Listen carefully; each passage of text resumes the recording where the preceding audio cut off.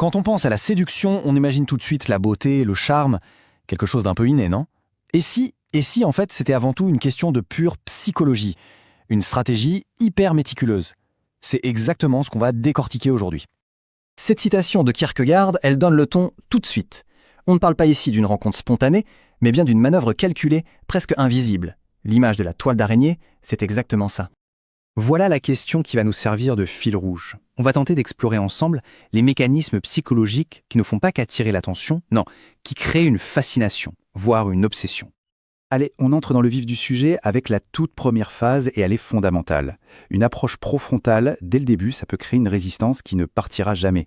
Tout l'art, en fait, c'est d'être là sans être vu comme une menace. Le point crucial ici, c'est de calmer la méfiance naturelle. On a tous une sorte de radar, n'est-ce pas ?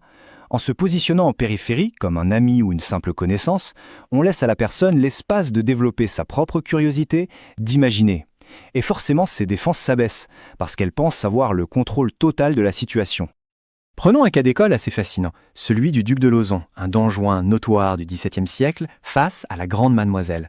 Elle était d'un rang bien plus élevé, réputée totalement inaccessible, bref, un vrai défi. Alors, comment il s'y est pris ?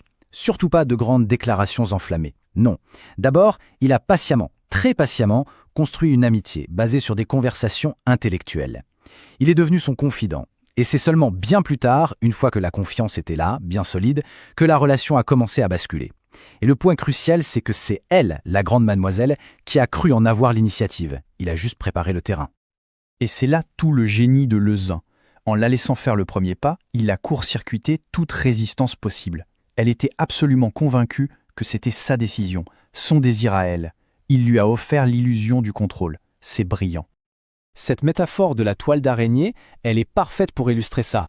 L'araignée, elle ne court pas après sa proie. Non, elle tisse sa toile dans un coin, presque invisible, et elle attend.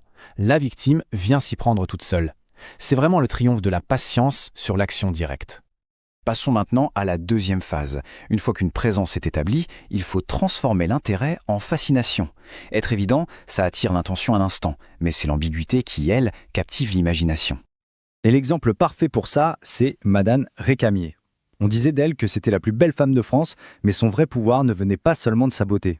Il venait de son aura, complètement énigmatique. Elle était un paradoxe sur pattes.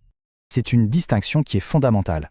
Une personne qui est évidente, on la classe vite, on la comprend, et donc on l'oublie.